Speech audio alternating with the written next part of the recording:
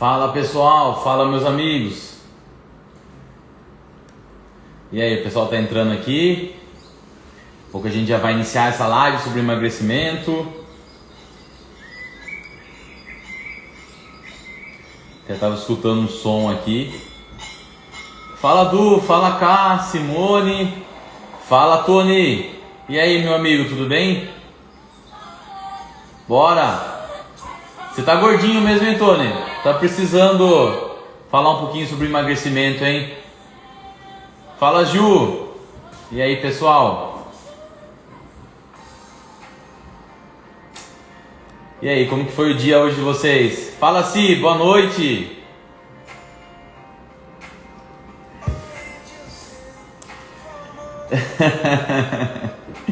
Fala, Tony, e aí, Júlia segue dieta ou não?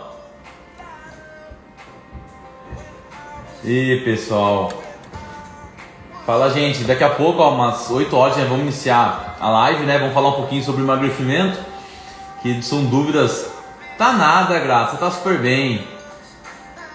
Dúvidas que a gente tem aí no dia a dia. Se você tiver alguma dúvida também pode mandar aqui no chat, sabe, sobre emagrecimento. Vamos tentar focar bastante sobre emagrecimento e a gente vai alinhando aí com vocês o que vocês precisarem.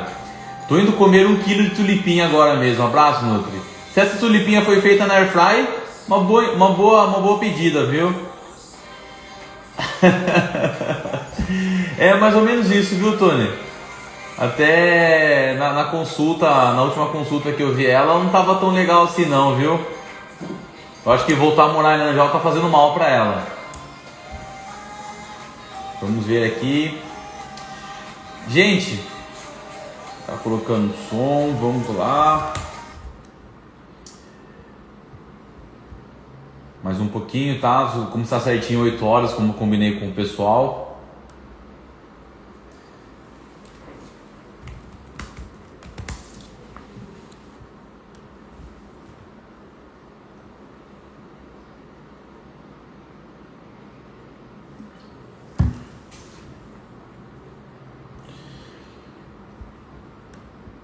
Vamos lá, gente. Bom, falando um pouquinho sobre emagrecimento, né? Que é a nossa... Você é um exemplo clássico, né, do que é um emagrecimento efetivo, né? E falando um pouquinho sobre emagrecimento, nós temos que fazer algumas separações, tá, gente? Muita gente me questiona, doutor, o que é perder peso? O que é emagrecimento, né? Emagrecimento é o ato de você perder gordura. Já a perda de peso é o ato realmente de você fazer alterações na balança. Mas qual que é a diferença significativa? A perda de peso pode ter gordura embutida nessa perda de peso, mas pode ser que não. Pode ser que você esteja perdendo massa muscular, ou tecido magro, ou uma retenção, uma perda de água do corpo. Isso faz baixar o peso, mas não simboliza, não significa diretamente que é uma perda de gordura. Então isso é importante a gente entender e fazer ter esse entendimento melhorado, essa consciência melhor do que realmente é efetivo, do que realmente não é efetivo. Efetivo de verdade é o emagrecimento, tá? É a questão da perda de gordura. É isso que a gente busca em toda a situação. E existe muito questionamentos também sobre os primeiros 10, 15 dias, que a gente tem aquela diminuição bem expressiva no peso. Realmente a gordura que eu perco assim de um dia para o outro, né? De 2, 3, 4 quilos na balança? Não, gente. E o inverso também é verdadeiro, tá? Por que não? Toda vez que a gente inicia uma dieta, a primeira coisa que acontece no nosso corpo é a eliminação daquela retenção em excesso. Aquela retenção em excesso causada por um excesso calórico, ela vai embora. Por isso que de um dia para o outro, a gente começa a ter uma diminuição muito, muito expressiva na balança, tá? Então não é gordura de fato, é a questão da água. E por que não é gordura de fato, de um dia para o outro? Porque, gente, para você perder 1 kg de gordura, você tem que ter feito um déficit calórico de 8.800 calorias. E só para vocês entenderem um pouquinho, porque 1 kg de gordura tem em torno de 8.000 calorias, vamos arredondar para 8.000 calorias. Só para vocês entenderem um pouquinho, toda vez que a gente trabalha com saúde, o déficit calórico indicado na ciência varia de 500 até 1.000 calorias. Então nota de 500 a 1000, a gente precisa de 8.000 para perder 1 quilo. Então nota a diferença. Então de um dia para o outro dificilmente você vai perder 1 quilo de gordura. E também o inverso é verdadeiro, dificilmente de um dia para o outro eu vou ganhar 1 quilo de gordura. É muito difícil você conseguir comer 8.000 calorias em excesso. Não é só comer as 8.000, é comer em excesso. Ou seja, pode colocar aí 10, 12.000 calorias a mais no dia, né? Eu tenho um triatleta no qual eu atendo, de São Paulo. Ele, em época de picos de campeonato, ele tem uma necessidade calórica de 9.000 calorias. Gente, 9.000 calorias. Eu tenho que induzir para esse paciente uma dieta no qual tem em torno aí de 2 latas de leite condensado picado, fracionado durante o dia todo. É muita farofa, você pega baldes de arroz e feijão e coloca bastante farinha, incorpora muita gordura como pasta de amendoim, como castanha, chocolate e assim vai. E mesmo assim a gente não consegue chegar na quantidade necessária. Então nota como é difícil você de um dia para o outro ter evolução de gordura em si, tanto para mais como para menos. Então essa diferença significativa no primeiro momento é de água, tá? Tanto de retenção ou como pode ser às vezes uma hidratação que você não fez de uma forma efetiva, de uma forma adequada. E outra coisa que a gente sempre tem que se atentar, que primeiro o corpo ele não elimina a gordura, primeiro ele elimina uma forma de energia que se aloja no músculo, que a gente chama de glicogênio muscular. E esse glicogênio muscular, quando em média a sua musculatura consegue armazenar esse glicogênio muscular 400 gramas até 600 gramas em algumas pessoas. E cada vez que você incorpora 1 grama desse glicogênio muscular, você traz junto de 3 a 4 mmol, de 3 a 4 gramas de água. Então toda vez que a gente for perder gordura, o que nós temos que gerar no nosso organismo? Uma depressão total desse glicogênio muscular para depois a gente conseguir eliminar a gordura. Então primeiro vai a energia do músculo para depois ir a energia em forma de gordura. Só que essa energia do músculo, quando a gente começa a depressão, a cada 1 grama que a gente elimina 3 a 4 gramas de água. Então por isso que o primeiro momento, a primeira situação que acontece de um dia para o outro é realmente desculpa gente, é realmente essa eliminação de água. Por isso que a mudança é muito significativa. Um outro ponto muito importante é a questão de bolo fecal. Hoje mesmo aconteceu aqui na clínica, a paciente falou assim: nossa, pesei de manhã era 66 quilos, pesei agora depois do almoço 67,5. O que é essa diferença significativa? É de gordura que ela ganhou? Não, gente. Essa diferença foi do que? Foi ela pesou de manhã em jejum e ela no decorrer do dia ela fez 3 refeições: café da manhã, lanche da manhã e almoço, e ela não foi no banheiro. Então isso é muito bolo fecal e a ingestão de água que acontece durante o dia. Isso vocês vão notar bastante. Doutor, dormi com 70 quilos e acordei com 69,5. Aonde foi parar esse meio quilo sendo que eu estava dormindo? Você tem uma eliminação, isso você nem percebe, você começa a eliminar água do seu corpo dormindo, que é uma forma de sudorese, você acabar eliminando através do suor. E em torno de meio quilo pode variar sim, gente, então não fique muito encanado com essa questão de mudança de peso de um dia para o outro. Antes de iniciar essa live, um paciente me chamou, falou assim: Felipe, estou desesperado, sou muito encanado com balança, minha balança não mudou de um dia para o outro. Eu falei: esquece, peso de balança, quem tem que interpretar somos nós, que trabalhamos nessa área da performance física ou nessa área da performance estética. Você pode pesar sim, mas não todos os dias. Começa a se pesar a cada 10, 15, 20 dias. E deixa o resto para a gente analisar. O mais importante é você observar a mudança nas roupas, a mudança no manequim. É isso o mais importante. E o espelho, gente, uma coisa que eu gosto muito de sinalizar para alguns pacientes.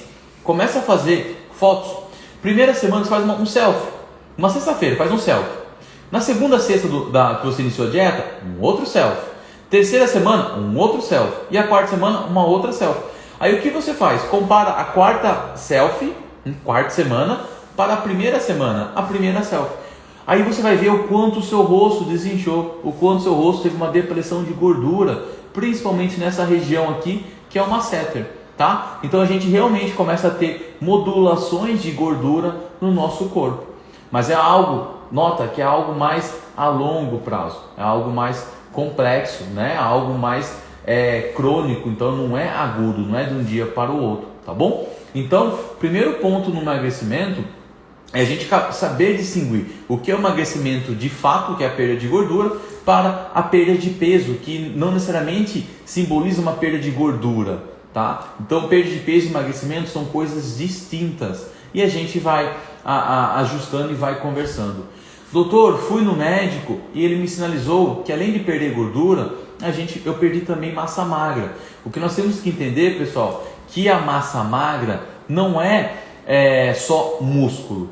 Massa magra é tudo menos gordura. Então a massa magra, aquela retenção hídrica que você tem, a massa magra é massa magra. Então, toda vez que você perde aquela retenção de primeiro momento, naqueles primeiros dias da dieta, você está eliminando massa magra. Mas é uma eliminação de massa magra interessante, benéfico, porque você está eliminando a retenção, o excesso. Então isso faz parte também. O que você tem que notar é que perdi 5 kg de gordura, eliminei 2 kg de massa magra. Mas no treinamento eu não perdi força. Se você não perdeu força, dificilmente você teve uma perda de massa muscular. Ou seja, esses 2 kg de retenção 2 kg de massa magra que você eliminou, foi de retenção hídrica e não necessariamente músculo, tá? Então temos que ter esse entendimento que a massa magra não simboliza só músculo seco, ela simboliza músculo, água, pele, tecido ósseo, tá? E tudo que não é gordura. Então elimina a gordura do seu corpo que sobra a massa magra, tá bom? E muita gente me questiona, doutor, o que seria interessante de percentual de massa magra para o nosso corpo? Gente, pelo menos para um padrão de saúde, 80% da representação do seu corpo todo tem que ser massa magra, tá? Para o padrão de saúde. Agora, padrão estético, normalmente eu consigo visualizar aqui nas pessoas uma massa magra de 85% a 90% de representação, tá bom? Então, toda vez que você for fazer uma avaliação corporal e você notar, perdi 4 kg de gordura e 2 kg de massa magra, isso não significa que a massa magra foi de tecido muscular. Significa que você perdeu massa magra e que é bem provável que seja de retenção, porque você perdeu uma expressividade muito grande de gordura. E quando a gente fala de 4 kg de gordura, a gente está falando aí de uma eliminação de caloria em torno aí 4 vezes 8, em torno aí de 32 mil calorias. É muita coisa. Eu sempre brinco com alguns pacientes que dá para fazer um baita de um churrasco, né? Cara, mas é isso mesmo, a gente não pode ficar bitolado com a balança. O mais importante é a gente se olhar no espelho e ver que a nossa situação corporal ela está mudando, né? O jeito que nós olhamos para o espelho, a gente vê que realmente as coisas estão diferentes. A gente colocar uma roupa que não fechava e agora fechou, né? Uma coisa que eu sempre tenho o hábito de falar, isso é uma coisa que eu vejo muito na prática. A cada 2 centímetros de circunferência abdominal que a gente elimina, a gente consegue reduzir um furo no cinto. Então isso acaba casando muito com as pessoas falam. A pessoa vem aqui com 6 centímetros a menos de circunferência abdominal. Foi 6 centímetros de gordura? Muito difícil. Foi em torno aí de 4 centímetros de gordura e 2 centímetros de água, tá? E daí esses 6 centímetros equivale a aproximadamente 3 furos no cinto. Então isso que a gente sempre tem que entender, que não é só a gordura em si, a gente tem que eliminar a retenção. E a retenção, ela é a primeira que vai embora. Por isso que a expressividade na balança, nos primeiros 10 dias, é muito grande de oscilação de peso. Tá bom? Deixa eu ver aqui, cara.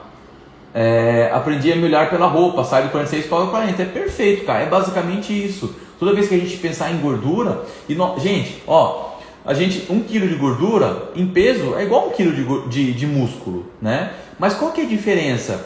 Que 1 kg de gordura tem 18% a mais de tamanho que 1 kg de músculo. Então, por mais que a balança não oscile tanto como você imagina, como você espera, você vai notar que as roupas vão oscilar e elas têm que oscilar bastante. Não pode oscilar pouco. Por quê? Porque tem essa diferença de tecido que é em torno de 18%. Tá bom? E um outro ponto muito importante é a questão do emagrecimento. Agora que a gente já tem essa ideia do que é emagrecimento de fato, do que é perda de peso de fato, a gente tem que falar de algumas condutas dietéticas, né? Eu tenho em torno aqui de um e-book que nós compilamos mais ou menos, gente, 12 tipos de dietas bem evidenciadas na ciência que realmente são efetivas. E o que a gente tem que entender é que a dieta, toda dieta foi desenvolvida para curar uma patologia prévia. Aí depois que foram entendendo que essa dieta também faria sentido para o emagrecimento. A cetogênica, para vocês terem uma ideia, que hoje está muito em alta, ela foi desenvolvida em torno de 1988, 87, por 2 cientistas americanos para curar que tipo de doença? Epilepsia refratária, tá? Aí depois que começaram a aplicar para o emagrecimento. Mas a origem dela foi para curar uma patologia, uma doença, que era a epilepsia refratária. E fazia sentido, gente, porque muitas pessoas com epilepsia refratária, só com medicamento, não conseguia segurar 100% ou corrigir 100% a epilepsia. E quando restringia totalmente o carboidrato, e o carboidrato, vocês sentem isso na pele. Quando a gente come carboidrato, a gente fica feliz. Porque o carboidrato ele é dopaminérgico, ele mexe muito com a sua função neural, mexe com os hormônios da felicidade. E toda vez que uma pessoa que tem epilepsia refratária comia muito carboidrato, e mexia com a função neural e tinha crise. Então, com o medicamento e a doença restritiva em carboidrato, segurava 100% as crises. Então, por isso que essa dieta foi desenvolvida. Então, o que nós temos que entender que todas as dietas elas foram desenvolvidas para curar uma patologia e depois começaram a aplicar para o emagrecimento. E daí tem sido efetivo? Tem, gente, mas o ponto mais importante não é o tipo de dieta, e sim a composição da dieta. O que isso significa? Que tanto faz a quantidade de carboidrato, tanto faz a distribuição de proteína e tanto faz a distribuição de gordura. O mais importante é que essa dieta esteja em déficit calórico. E às vezes as pessoas acabam se enganando. Elas tiram o carboidrato e aumentam a gordura. É um tiro no pé, Nutri? É um tiro no pé na maioria das vezes. Por quê? Porque 1 grama de carboidrato tem em torno de 4 calorias e 1 grama de gordura tem 9. Nota que você tirando o carboidrato, você coloca um outro nutriente que é mais calórico que o carboidrato. Então, é um tiro no pé certeiro, é um tiro no pé certeiro. A chance de você ter um insucesso no emagrecimento é muito grande. Então, tome bastante cuidado com isso. Então, nós temos sempre que se atentar que não é o tipo da dieta, não é o tipo da distribuição da proteína, do carboidrato, da gordura, e sim o contexto da quantidade calórica. E o que a gente tem que ingerir? A gente tem que ingerir menos calorias do que a gente gasta. E ponto final. Ah, mas a distribuição da proteína é interessante e é importante? É de extrema importância. Ela que vai ajudar principalmente na saciedade. Ela que vai ajudar, juntamente com um pouco de carboidrato, é claro, na manutenção do tecido muscular. Mas o mais importante da proteína, e eu gosto de fracionar a proteína em todas as refeições durante o dia do meu paciente, porque ela segura muito a fome, gente. Ela melhora muito a saciedade. E melhorando a saciedade, evita que o quê? Que você saia beliscando durante o dia. Por isso que eu acho de extrema relevância. Por isso que as pessoas que passam comigo falam assim, Nutri, nossa, é bastante frango, né? Bastante carne, é bastante ovos. Sim, porque a gente tem que trabalhar com saciedade. Mas eu não posso ficar engessado em uma única conduta. Por quê? Porque existem condutas no qual a gente tem que entender os pacientes e ver que se eu puxar muito o carboidrato desse paciente, esse carboidrato essa pessoa realmente vai ter uma leve compulsão. Eu não gosto de usar muito essa palavra na nutrição, mas acaba acontecendo, uma leve compulsão. Então o que eu faço? Gente, 1 grama de proteína também tem 4 calorias, tá? O que eu faço? Às vezes eu seguro mais a proteína no almoço, seguro mais a proteína no jantar e coloco mais carboidrato, e coloco mais arroz, e coloco mais feijão. E aí o que as pessoas começam a entender? Começam a notar aqui e falam, será que eu estou fazendo dieta mesmo? Porque eu como arroz e feijão no almoço, eu como arroz e feijão no jantar. Tem algo errado, todo mundo condena o arroz e feijão.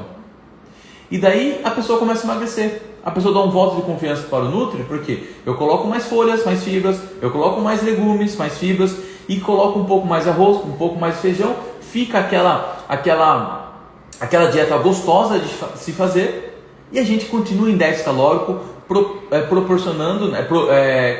direcionando para o emagrecimento. Então isso é importante, você ter o feeling e pegar essa ideia do paciente, entender realmente o que ele precisa, fazer uma investigação, uma consulta bem elaborada para que você pegue esse fio da meada do paciente e não erre, né? Então, o mais importante para o emagrecimento, voltando naquele assunto, é a questão da caloria. É comer menos do que você gasta e ponto final. E a gente vai alinhando os macronutrientes, os carboidratos, as gorduras, as proteínas, conforme você tem a sensação daquele paciente. E muita gente me pergunta: doutor, mas você trabalha com low carb, você trabalha com cetogênico? Quando eu vou preconizar uma dieta, eu nem fico pensando muito nessas condutas, porque o que muda de uma dieta para outra, de um nome para outro de dieta, é o tipo da distribuição.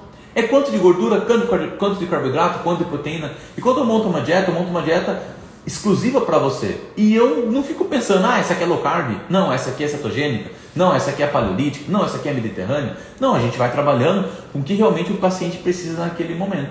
Então, volto a dizer, às vezes eu prefiro, alguns pacientes, eu diminuo a proteína, não é que eu excluo, eu diminuo a proteína para poder aumentar um pouco mais de carboidrato. E aos poucos a gente vai modulando, né? Isso é o mais importante, é você sempre estar atento na necessidade desse paciente. Por que adianta, gente? Eu restringia, porque eu falo que o emagrecimento ele é fácil, desculpa, ele é simples, quimicamente falando ele é simples, porém ele não é fácil, porque estou cansado de receber pacientes aqui falando assim: doutor, fui lá no Nutri, fui lá numa médica, ela me passou essa dieta. Você olha ali, gente, é clara de ovo no café da manhã, é frango no almoço e frango no jantar e folhas de alface. Emagrecimento é simples, porém não é fácil. Quem fizer essa dieta, é claro que vai emagrecer, não tenha dúvida disso. Mas será que você vai ter uma adesão, uma constância ao longo do tempo? E o segredo do emagrecimento, além do déficit calórico, é a adesão. O que adianta eu passar uma dieta para essa paciente toda restritiva, com 400 calorias, sendo que ela vai fazer 2 dias? Não seria mais interessante você ajustar essa dieta, colocar os carboidratos, ajustar as proteínas, ajustar as fontes de gordura, que são importantes também, principalmente para a questão de metabolização de vitaminas e formação de hormônios, né, derivado do colesterol. Não é mais importante eu fazer uma dieta com a cara da pessoa, com 10 calóricos, e no qual ela sai daquela eu não estou fazendo dieta, eu estou fazendo algo que é prazeroso para mim e eu vou conseguir fazer por um bom tempo. Ganhou o paciente e entendeu realmente o que é a nutrição. E é isso que é importante. Volto a dizer, o emagrecimento, quimicamente falando, é simples. Qualquer um emagrece comendo um frango no almoço com alface, um frango no jantar com alface. Mas será que você vai conseguir fazer ao longo do tempo? E eu falo sempre para os pacientes que o fisiculturismo, trabalhou um pouco nessa área, ele me trouxe uma vertente positiva. Como assim, doutor? Gente, toda vez que eu penso no fisiculturismo, eu penso que aqueles pacientes, eles chegam no melhor físico que a gente almeja, no melhor físico da vida, naquele físico que a gente olha, nossa, quer chegar naquele físico, comendo arroz e feijão, até o último dia, antes de subir no campeonato, antes de subir no palco. E daí, quando eu trago isso para a prática, começo a aplicar isso para os pacientes e conto essa história, eu sempre finalizo com uma frase: arroz e feijão nunca foi vilão, nunca foi e nunca vai ser. Então pense bem com carinho em relação a isso, que o mais importante não é você pensar em qual dieta, é você pensar na dieta para o seu paciente e não no qual conteúdo dietético você viu lá atrás, se é low carb, se não é. Estou cansado de pegar pacientes que comem um monte de carboidrato e emagrece, porque o mais importante não é isso. O mais importante é o déficit calórico. Como tenho pacientes também, gente, não vou ser mentiroso ao ponto que trabalho com restrição alimentar, mas para um propósito transitório. Eu tenho uma paciente, estava conversando com ela agora há pouco, ela vai casar daqui 20 dias.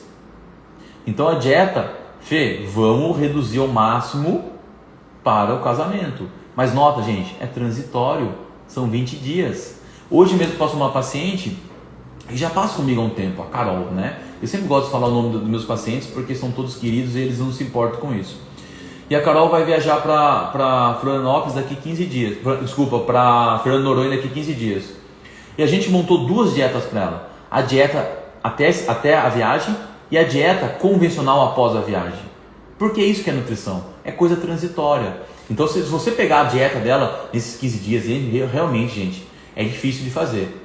Mas tem um foco, tem um objetivo muito, muito próximo. Consegue entender? E depois, ela volta da viagem com uma dieta nova. Uma dieta pensando na adesão ao longo do tempo.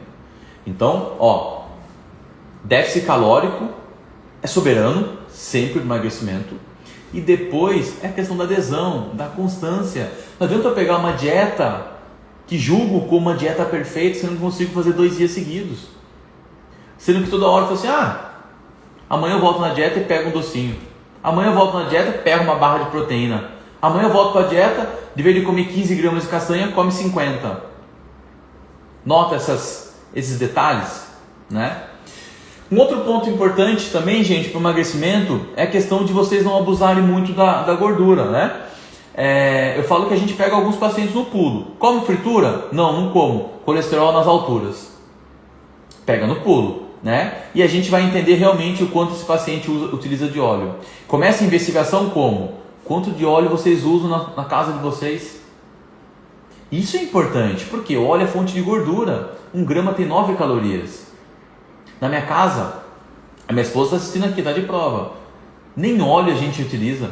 É tudo feito na air fryer, naquela panelinha que não gruda, né? Antiaderente.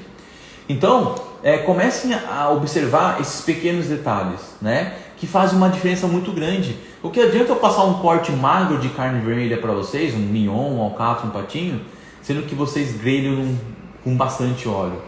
A carne que em tese era para ser magra, com pouca gordura, ela se torna rica em gordura. Então, se for assim, faça uma costela, faça uma fraldinha. Te garanto que a fraldinha e a costela, por mais gordurosas que elas sejam, elas vão ter menos gordura do que vocês colocam aí de óleo para fazer a cocção. Então, se atente um pouco a isso, tá, gente? No final das contas, o que importa é o déficit calórico. Mas Nutri, também é uma pergunta que eu recebo diariamente nos meus stories. Nutri, qualidade alimentar não é importante? Gente, é claro que é importante. Para você evoluir, o que importa é o déficit calórico. Como assim? Eu consigo emagrecer comendo McDonald's todo santo dia? Consegue. Mas você vai ter um emagrecimento de caráter saudável? Não. O que adianta eu emagrecer, reduzir o peso na balança, perder gordura, sendo que eu estou emagrecendo com alteração de triglicerídeos, gordura no sangue, e com alteração de colesterol? É um emagrecimento saudável? Não. Então eu falo que a união da nutrição é a questão de quantidade, caloria e qualidade alimentar, né? Tem alguns momentos que nós trabalhamos com alimentos que não são tão ricos em qualidade nutricional? Claro que tem, gente. Eu trabalho às vezes com doce de leite no pré-treino, mas pensa que é algo combustível para um treino, tem um propósito bacana. Doce de leite é o melhor alimento do mundo? Não é o melhor alimento do mundo. Não existe isso de melhor alimento do mundo. Existe algo que é quantificado para uma tal situação. Ah, mas o ovo é o melhor alimento do mundo? É um alimento muito rico, né? Mas significa que é o melhor alimento do mundo. Porque para você pode ser o melhor alimento do mundo. Mas para uma pessoa que tem alergia à proteína do ovo, não é o melhor alimento do mundo. Então consegue entender? E toda vez, gente, que a gente for falar de algum alimento, isso é uma coisa que a gente vai aprendendo no decorrer da profissão, né? Isso vocês levem como também um insight, um pensamento aí para vocês do que é a nutrição, né? E muita gente me questiona, tem até aqui, ó, doutor, barrinha de proteína é legal? Primeira coisa que eu falo, depende. Você está comparando com o quê? Ah, se eu não comer a barrinha de proteína, eu vou comer uma coxinha ali da padaria real. Claro que isso aqui é muito mais interessante. Ah, não, mas eu prefiro, tenho tempo em casa, consigo fazer um misto quente à tarde. Pãozinho integral, um queijinho fresco, uma mussarela com pouca gordura, um peito de peru, por que não? O que é mais interessante? Com certeza é o misto quente. Tem carboidrato, tem fibra, tem proteína e tem um pouquinho de gordura. Valor calórico muito próximo disso e muito mais rico em qualidade. Consegue entender? Então toda vez que a gente se auto-questionar, isso aqui é legal? Depende com o que você está comparando. Coloca as duas opções na mesa. Ou é isso, ou é um choquito. Isso aqui é mais interessante, tá? Então se atente bastante a essa questão, gente. Recapitulando tudo que a gente falou, o mais importante para você emagrecer é o déficit calórico. Qualidade alimentar, qualidade nutricional é importante, claro. Ela que vai favorecer o emagrecimento de uma forma saudável, tá? E ajustar esses pequenos detalhes faz uma diferença gigantesca lá no final. Então tome bastante atenção nesse sentido. Emagrecimento é algo simples, porém não é tão fácil assim, tá? Por que não é fácil? E vocês vão entender comigo, né? Para a gente ter um emagrecimento legal, a gente precisa se organizar, né? Isso é um ponto. Para a gente ter um emagrecimento legal e tranquilo, além de organizar, a gente precisa querer emagrecer. Então eu me organizo, e a parte mais importante, que eu falo que é a parte mais difícil, mais burocrática, que é o quê? Que é a questão comportamental. Por que a questão comportamental? Porque, gente, nós vivemos uma sociedade que ela não foi preparada e ela não está preparada para aceitar que você está fazendo dieta. E ela vai te cutucar. Deixa isso para lá, amanhã você volta para a dieta, não seja antissocial, vem aqui com a gente, vamos tomar uma, vamos comer isso, vamos fazer aquilo. Consegue entender? Então, você querer, você se organizar e você ter um foco no qual o comportamento da sociedade não vai interferir na sua disciplina alimentar, tá bom? Então se atente bastante a isso, gente. Deixa eu ver algumas perguntas aqui que foram surgindo e eu fui passando, né? A Mônica perguntou: tomar suco verde em jejum antes de dormir ajuda na perca de peso? Mônica, foi o que a gente conversou aqui. Suco verde é uma ótima estratégia, não precisa ser em jejum. Eu gosto muito de preconizar. Você tomar o suco verde em jejum ou durante o dia não muda em nada no seu corpo, tá? São as duas condutas são iguais. Eu gosto muito de utilizar suco verde em pacientes que têm uma dificuldade de comer folhas e legumes e aceita o suco. Ou paciente, às vezes eu estou na correria aqui, gente, eu bato um suco verde ali, como meu arroz com feijão e uma carne e já tomo suco e volto para a dieta. Então eu trabalho mais com praticidade na questão do suco verde, tá bom? Mas ele ser em jejum, ou ser antes de dormir, ou ser depois do almoço, ou depois do lanche da tarde, isso não muda nada. A conduta de perda de peso e emagrecimento é uma conduta do dia todo, é o déficit calórico soberano. Acho que tem, deixa eu ver uma outra pergunta aqui. Fê, o déficit calórico é certeiro, em 4 meses baixei 8 kg de peso. É basicamente isso. E não foram só foram 8 kg de peso, mas teve muito mais gordura do que foram só os 8 kg, né? A gente perdeu um tecido gorduroso muito mais expressivo do que 8 kg, porque a gente ganhou massa magra também, né? Dri, não belisco durante o dia, porém à noite, muito triste. Temos que ajustar isso aí, tá, Dri? Temos que colocar um pouco mais de fibra, um pouco mais de proteína, um pouco mais de saciedade nessa dieta aí, tá bom? Depois me chama, a gente vai ajustando pra você. É isso.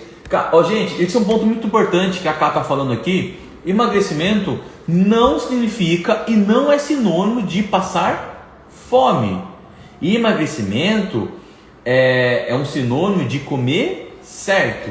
E às vezes o comer certo é comer mais. Só que são alimentos mais ricos em nutrição. E eles têm um volume grande, um volume grande alimentar e uma densidade calórica pequena. Então, assim, 4 torradas que a gente come numa passada equivale a 2 colheres de servir de arroz na questão nutricional, na questão calórica. Desculpa, não nutricional, na questão calórica. Consegue entender? Então, às vezes a gente coloca um volume maior com alimentos funcionais, mas uma densidade calórica menor. Então a impressão que você tem é que você está comendo mais. Realmente está comendo mais, está mastigando mais. Mas você está ingerindo menos calorias. Isso que é a essência da nutrição. É comer certo. E o comer certo, na maioria das vezes, da minha clínica aqui, é comer mais do que você está habituado a comer. Obrigado pelo elogio, viu? Isso aí, Nath, constância. A Nath está comigo já, Nath, quantos? Uns 2 anos já passando junto, mais ou menos? Passou antes de iniciar a pandemia, né? Vai completar uns 2 anos. A Nath mudou muito. Lembra, Nath? Lembra quando você veio na primeira vez, você tinha aquela dificuldade de perder gordura na região do abdômen, né? E a gente começou a aplicar e a gente traduziu quantas dietas para você já. E nessa pandemia você continuou firme, continuou fazendo as dietas, continuou passando com a gente, né? E o melhor de tudo, não deixou a peteca cair e treinou em casa, né? Até hoje a gente continua treinando em casa, né? Continuou treinando em casa e evoluiu, né? Uma evolução fantástica. Eu conto o seu caso, Nath, para muita gente. Por quê? Uma das poucas pessoas que realmente evoluíram nessa pandemia treinando em casa. Isso é para poucos, de verdade. Então temperar arroz. Como então temperar arroz e feijão? Isso é uma pergunta muito bacana. Por quê? Porque a gente pode temperar o feijão com alho, com cebola, um pouquinho de sal, não tem problema, tá? A gente pode usar algumas especiarias naturais. A gente pode usar curry, cúrcuma, açafrão da terra. Então tem pimenta. Então tem várias especiarias que a gente pode colocar. O que nós temos que evitar é a quantidade excessiva de óleo. Você pode colocar um pouquinho de óleo para fazer seu arroz, mas não colocar o vidro todo. O que eu gosto muito de colocar para meus pacientes, coloca o óleo numa colher de sopa e coloca ali, já está quantificado, não vai fugir muito disso. Agora você colocando ao olho, a gente acaba se perdendo, tá bom? Ana, falando em quantidade, quero comer mais. A gente sempre quer comer mais, né? Mas pensa no físico que você está buscando, viu? Foco, disciplina. Logo, logo você já está habituada. E segura o final de semana, hein? Sem tomar cerveja no final de semana. Eu tô comendo pra caramba na dieta nova. A ideia é essa, Gra. Lembra que a gente realinhou a sua dieta pra gente aumentar a sua saciedade, né? Gente, às vezes eu dou 2 pulos para trás na questão da caloria. Eu às vezes pego uma paciente que nem a Gra, já cheguei a trabalhar com ela em torno de 1.200 calorias de déficit calórico. Mas chegou um certo momento que por causa da rotina dela, ela não estava conseguindo acompanhar. O que eu fiz? Eu dei 2 passos para trás no déficit calórico, coloquei um déficit calórico em torno aí de 400, 350, 400 calorias, se não me engano. E depois, aos poucos, quando ela conseguir voltar na constância, na adesão, ajustar a questão da rotina dela, a gente volta realmente a trabalhar com déficit calórico um pouco mais expressivo. Mas o mais importante para H, falando um pouquinho da situação dela, além da questão dietética, ela conseguir alinhar o treinamento, né, que está um pouquinho carente nesse momento agora dessa rotina nova dela. Vamos lá. Manteiga é muito ruim para cozinhar? Cá, manteiga não é ruim, tá? O azeite extra virgem ele é sempre soberano na questão de qualidade, isso é bem evidenciado na ciência. Mas a manteiga eu gosto de trabalhar, mas eu, assim, não pensando na questão de qualidade, eu penso na questão de sabor. Eu gosto de fazer meus ovos na manteiga, né? Mas eu uso sempre pouco. Ao invés de usar o azeite, eu uso a manteiga. Mas pensando na questão de sabor. Mas na questão de qualidade alimentar, o mais importante realmente o mais rico em qualidade realmente é o azeite extra virgem, até para cocção, tá bom? Então assim, você pode usar a manteiga numa quantidade menor, tá? Uma quantidade que não fuja muito do que a gente trabalha com azeite com você, mas você pode utilizar que o valor calórico é bem igual, tá? Porque os dois são fontes de gordura, né? Um é fonte de gordura vegetal, o outro é fonte de gordura animal. Tem diferença na questão metabolização? Muito, muito pouco, tá bom? Mas um é gordura saturada, outro é gordura insaturada. Dependendo da quantidade, não vai fazer diferença para o seu corpo. Mas as gorduras insaturadas são melhores, elas são mais características, gente, de aumentar o colesterol bom. Já a gordura saturada, ela tem uma característica de aumentar o colesterol ruim, mas isso em quantidade em excesso, tá? Porque ambas as gorduras a gente tem que traduzir na dieta. Eu gosto de trabalhar com as gorduras saturadas das carnes. Então toda vez que a gente passa uma carne, um frango, um peixe, já tem embutido ali a gordura saturada. Por isso que eu não indico muito a manteiga, mas eu não vejo problema nenhum se for uma quantidade menor, tá bom? Obrigado, viu, Cá? Momus bolo pode entrar na dieta? Claro que pode, eu compro momus bolo sempre, mas o mais importante da momus bolo, ou de qualquer outra confeitaria, é que você entenda que a sua dieta ela é um ciclo semanal. Então, se eu te passei 30 refeições por semana, e se você fizer 25, 26 refeições certeiras, essas 4, 5 refeições que você fizer além do que eu passei, né, não vai te atrapalhar. O que acontece muito aí, Ju, é que as pessoas fazem 25 refeições erradas, 5 certas e querem resultado. É isso que acontece. Então eu sim gosto da Momes Bolo, eu compro sempre. O Will, a Dani são grandes amigos. E assim, é um produto de extrema qualidade, eu adoro. Mas são momentos que eu coloco na minha rotina de forma pontual, tá? E não faz parte da minha rotina de forma rotineira, né? Isso é importante. Pensa na sua semana como um ciclo semanal de emagrecimento. Então, se você conseguir fazer a maior parte da semana na alimentação que foi preconizado para você, você vai ter uma evolução efetiva. O problema é que as pessoas fazem totalmente ao contrário, tá bom? O que eu acho para cozinhar com banha de porco? O banho de porco é a mesma história da manteiga, tá? A banha de porco é uma gordura saturada. Surgiu muito no Instagram, nas comunidades sociais aí, que a gordura saturada seria melhor para a cocção, porque ela não sofre nenhum tipo de desnaturação ou nenhum tipo de reação no qual vai converter em algumas substâncias tóxicas para o organismo, mas não é bem assim, tá? O ponto de fumaça é bem baixo, então eu acho que não é tão importante assim. Agora o que a gente tem que não é tão relevante assim, o que a gente tem que entender que a banha de porco ela é fonte de gordura saturada, tá bom? Então se você começar, se chega um paciente e fala assim para mim, Fê, eu adoro fazer com banha de porco e adoro fazer por causa do sabor. E adoro fazer também com a manteiga, que nem a Camila sinalizou aí, citou aí, né? Aí o que eu vou falar, o que eu vou fazer na dieta desse paciente? Eu até deixo esse tipo de óleo para cocção, mas aí eu tenho que diminuir a gordura das carnes. Então a gente vai acabar comendo um pouco menos de carne, porque eu não posso colocar tanta gordura saturada na dieta, tá? Lembrando que a banha de porco é gordura saturada, tá bom? Então volto a dizer, até um tempo atrás se achava que a gordura saturada, a banha de porco, por ser gordura saturada, ela não sofria nenhum tipo de reação ou formação de composto tóxico para o organismo, né? Como a gordura insaturada do azeite pode acontecer. Mas para a gordura insaturada do azeite sofrer uma desnaturação, o ponto de fumaça que a gente fala, que é o nível máximo de temperatura para realmente sofrer essa conversão, é muito alto, dificilmente você vai chegar nisso numa cocção. Agora, se você for fazer uma fritura com batata frita, aí o azeite extra virgem realmente não é indicado, porque vai atingir esse ponto de fumaça e vai produzir compostos tóxicos para o organismo, tá bom? Então assim, é tudo questão de ajuste. A gente consegue colocar a gordura saturada da banha de porco na dieta, mas eu tenho que tirar a gordura saturada de um outro nutriente, que no caso vai ser as gorduras das carnes mesmo, tá bom? Gente, obrigado, tá? Obrigado pela live do emagrecimento. No domingo a gente vai entrar com uma segunda live de emagrecimento live 2, tá?